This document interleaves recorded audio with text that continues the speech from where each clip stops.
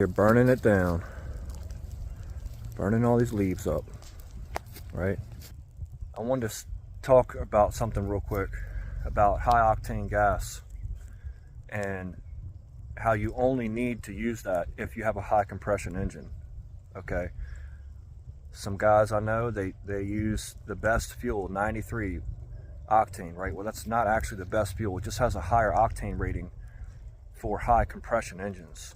Okay, so I'll give you an example. I was with a friend in Pennsylvania. We were going to church. She has a new Kia, right? I Googled her compression ratio on her engine, and it was like almost 13 to 1.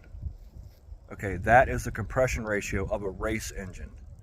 That's what they're making these new import cars with, high compression, because it's better for fuel and you get more bang for your buck.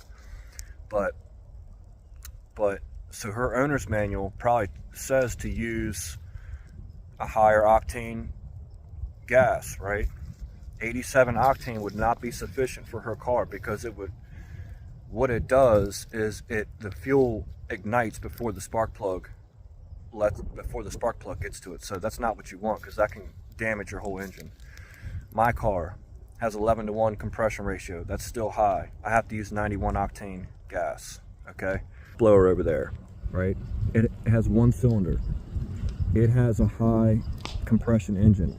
You have to use at least 90 octane in it. So, and what happens is this: you have to use high octane gas for high compression engine, and you need to follow your owner's manual. I would recommend that you do that. Don't just put 87 in your car if you got a new Honda or a new Toyota and you don't know what compression ratio to use, okay? What octane to use, because what happens is the piston comes up, and you know, a regular 8 to 1 or 9 to 1 compression ratio might be here. It might squeeze the air and fuel mixture to here and then explode. But on a high compression engine like mine, 11 to 1, or my friend's Kia, 12.5 to 1, the piston goes almost all the way up to the top of the cylinder head, squeezing the air and fuel mixture to almost nothing.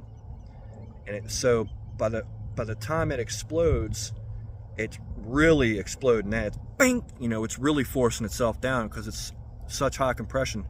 This is where the high octane fuel comes in, because that keeps the cylinder pressure down, because that creates a lot of cylinder pressure.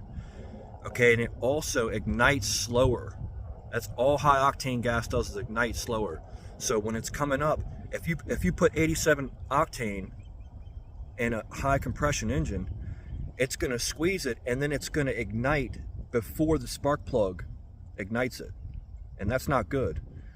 That's when detonation occurs, and that can blow a chunk out of your piston or your cylinder wall or anything. You want to control the burn. That's what the spark plug does. It controls, keeps everything in time. The V8, it's lighting 8 spark plugs at a certain simultaneous time to make your engine run efficient. If the fuel is igniting before the spark plug, your engine will start going crazy and knocking and stuff like that, and it might happen over time, right? So you might not even notice it, but if you've been using 87 octane in a high compression Acura or Honda for a couple years, your car probably ain't gonna last much longer, okay? Because the rings are probably worn out. I mean, the list goes on, okay?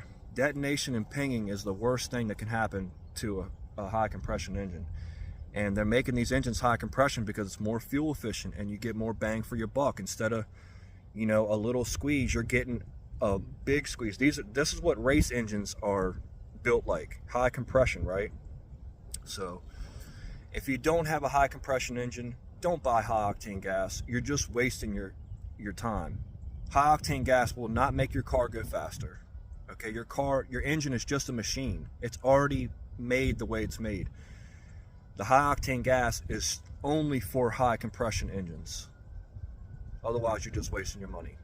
I hope this video helped you today. God bless.